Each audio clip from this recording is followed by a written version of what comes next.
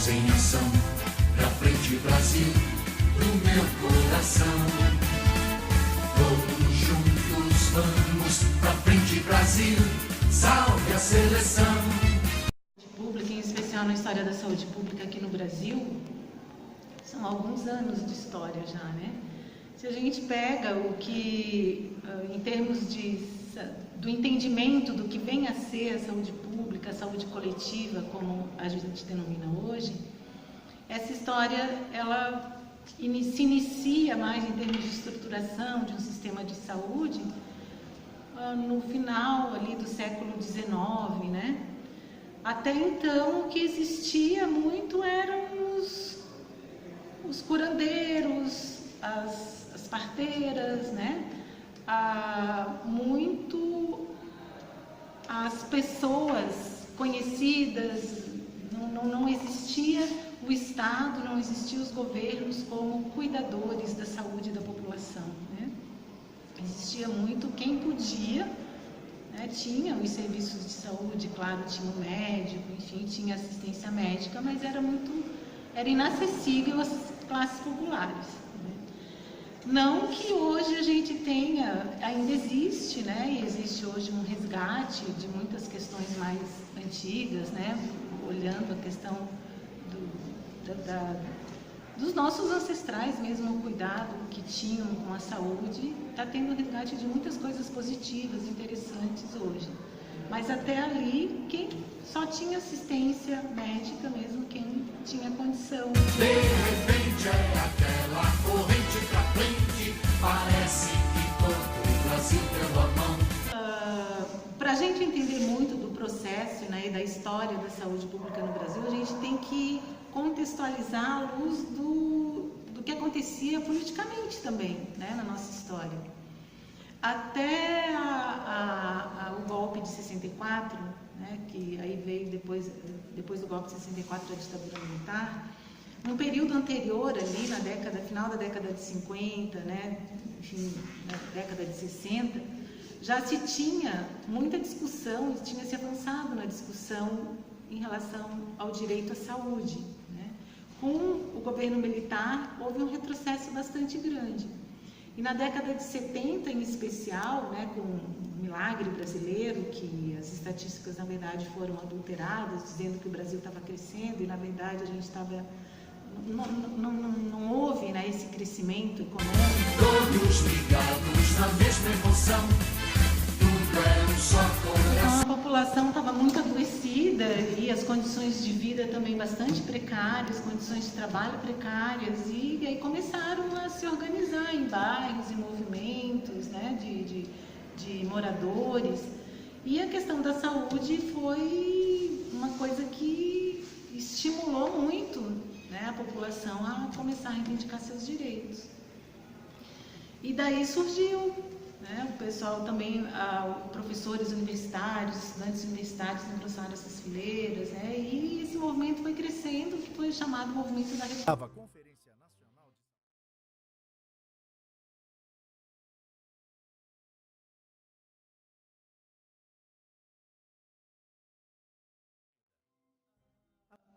E que em 1986 desembocou na 8ª Conferência Nacional de Saúde.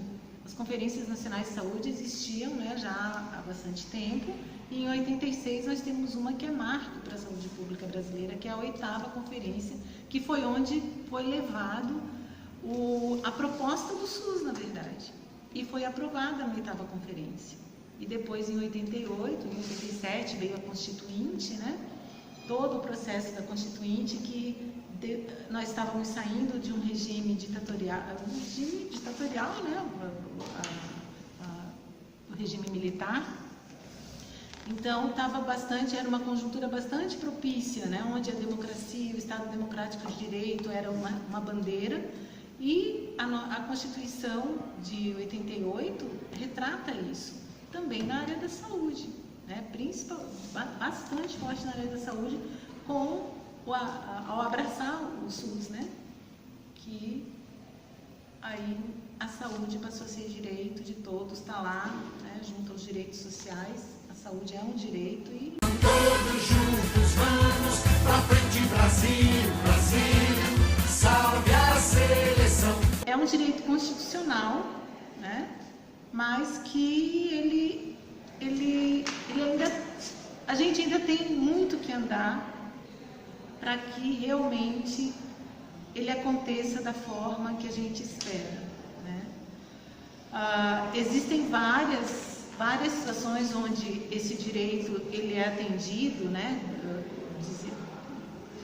Quando a gente pensa no SUS, porque quando a gente fala do direito à saúde, o que o Estado brasileiro colocou para dar resposta a isso? O Sistema Único de Saúde. Então, todas as ações que dizem respeito a esse cuidado, né, são via saúde, via o Sistema Único de Saúde. É claro que quando a gente pensa no direito à saúde, a gente tem que pensar que ela não se restringe à nossa questão biológica, né? Para a pessoa ter saúde, é importante a gente alargar o leque e ver que a pessoa tem que ter trabalho, tem que ter acesso a alimento, ou acesso à terra para produzir esse alimento. Todos juntos vamos pra frente, Brasil, Brasil, salve a seleção. O SUS, ele surge como conjunto, né? Ele na verdade é um sistema que traduz todas as reivindicações populares da década de 70, da década de 80, né? Que em 88, com a promulgação da Constituição, chamada de Constituição Cidadã, ali a saúde passa a ser considerada um direito do cidadão, e nesse sentido, se é um direito do cidadão, é um dever do Estado, né? Dever de prover saúde. Até então só tinha mais assistência à saúde era quem trabalhava, né? Quem era desempregado era indigente à luz do sistema de saúde até 1988. Então, em 88 surgiu o SUS, o Sistema Único de Saúde, que nós temos até então, até hoje, né?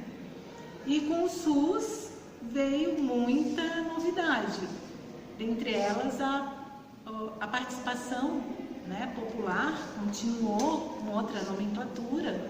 A própria Constituição traz, né, como a participação da comunidade, a participação popular, a participação dos cidadãos, enfim. É importante em todas as políticas, também na política de saúde, com nomes que passou a ser denominada de controle social, né? Então, nós temos hoje os conselhos, né, municipais, estaduais, e o Conselho Nacional de Saúde, e também as conferências, né, municipais, estaduais, né? Existem também a instância regional em alguns locais, e a Nacional de Saúde, que dão, os conselhos fazem toda desemboca, né, nos conselhos a participação popular, né? E tem a responsabilidade de estar aprovando, né, o que a gestão propõe, de estar formulando junto com os gestores tudo que diz respeito à saúde, né, da área de abrangência desses conselhos. Então, falando um pouquinho da nossa saúde, nossos direitos e deveres, né? Eu também posso falar um pouquinho, porque sou conselheira municipal da saúde do município. Falando nisso, saúde é um direito de todos, né? É um direito, um privilégio para todos, e é um dever do Estado manter isso com o direito para todos, né? Podemos ser atendidos em hospitais, unidades básicas de saúde, né? O nosso famoso posto, né, de saúde, do atendimento, né? E a nossa saúde, que nós mais conhecemos aqui, que somos frequentemente parceiros e acompanhamos e somos, como se diz assim, freguesas, né? É o SUS, que é o Sistema Público de Saúde, né? Que é o que a gente mais usa, é o que é o público, é o que as pessoas carentes, é o que as pessoas que mais precisam, né? Participam dessa união, né? O SUS, então, é um sistema público de saúde que entra o Estado e o município. O Estado manda verba para o município assim distribui, né? E tem esse convênio com o Estado para ter esses serviços, né? E falando assim também, né? O SUS, ele não abrange só, como eu disse, não é só o saúde interna, a doença, né? Ele vai ter outras formas de serviço, como um psicológico, um terapêutico, né? Nós hoje em dia temos no posto de saúde que as pessoas podem participar, podem adquirir, né? A fisioterapia, o dentista, né? Ali para você também é uma forma de saúde.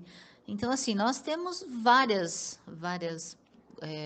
condições de saúde boas, públicas, né? Todo mundo tem uma grande saúde e uma grande paz no coração, na alma, que o resto vai para frente, tá? Muito obrigada.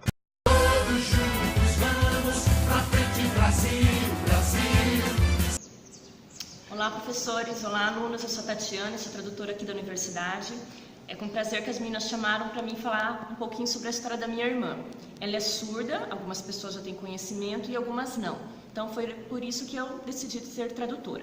A experiência que a gente teve com o SUS é que a minha irmã reside em Curitiba já faz 6 anos e, devido ao atendimento que ela precisa ser com um profissional conhecedor da área de Libras, em nenhum momento ela teve. Em Curitiba tem a Central de Libras, que é ofertada para quando houver necessidade, como por exemplo essa de consulta médica, que é a mais difícil, né? Até pelos termos e até também pela fila que precisa pegar senha e tudo mais. Então, quando ocorreu a consulta com a ginecologista, eu falei para minha irmã para ela adotar a técnica da caneta e do papel, né? O mesmo procedimento que a doutora adotou. Embora eu já tenha escrito para ela no lápis qual que era, se ela apresentava algum problema, se ela apresentava necessidade de tomar algum tipo de medicação, alguma coisa assim, para que ela enviasse para mim já no meu número, né, quais seriam os procedimentos. E ela mandou um áudio para mim respondendo, né, que não haveria necessidade, que ela ia controlar de 6 em 6 meses e fazer o levantamento novamente para fazer um acompanhamento, né, a cada semestral para ver se está aumentando ou não. Então, nesse sentido, pela falta de um profissional, a doutora, por uma sensibilidade, né, que ela viu a situação, ela acabou entrando em contato comigo, né, vendo a situação da Ruth, que estava preocupada, que querendo ou não, uma preocupação de todas as mulheres. Outra situação que aconteceu com a Ruth foi quando ela foi adquirir a carteirinha do Passe Livre, que é um cartão, né, de procedência para viagens interestaduais. Nesse procedimento, o SUS enviou, o Passe Livre enviou uma documentação que o próprio médico do SUS, otorrino, seria responsável por dar a validação que a Rutiane é surda e que também já dá o carimbo dele e o número do CID e qual a procedência que a Ruth tem, se é o H906 ou o H913, que é uma especificação específica só realmente para eles mesmo. E nesse procedimento, a Ruth não obteve sucesso. Então, ela teve que fazer de forma particular, ela pagou para o médico, só para ele dar o carimbo e a numeração, ela pagou R$50 para um otorrino, para obter isso e assim conseguir a carteirinha do Passe Livre para a viagem dela interestadual. Então, foi uma situação em que nenhum médico, ou o médico não tem conhecimento, ou o médico foi negligente nessa área, de não ofertar isso, de não colocar o carimbo, sabendo que a documentação do SUS foi pessoalmente junto com ele, a minha irmã estava junto e ela já mostrando ali, saberia que ele teria que fazer o procedimento, coisa que vários surdos pedem e nós não sabemos qual a situação. Ela ficou muito chateada, teve que desembolsar o valor, mas por fim ela conseguiu ter a carteirinha, que era o objetivo maior. Boa tarde, meu nome é Isabela e eu vou relatar um pouquinho sobre a experiência que eu tive com o SUS em um acidente automobilístico. Então, ocorreu o acidente e o pronto-socorro demorou para chegar no local, demorou mais de 1 hora.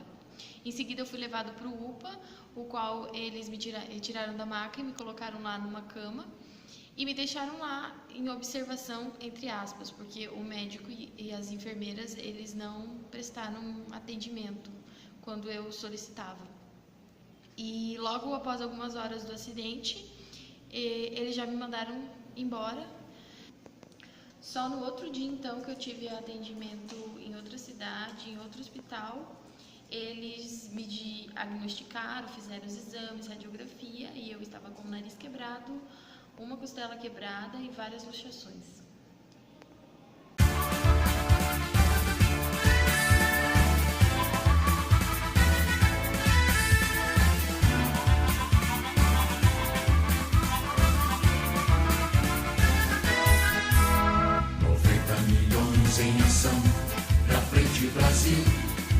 meu coração. Todos juntos vamos pra frente, Brasil, salve a seleção. De repente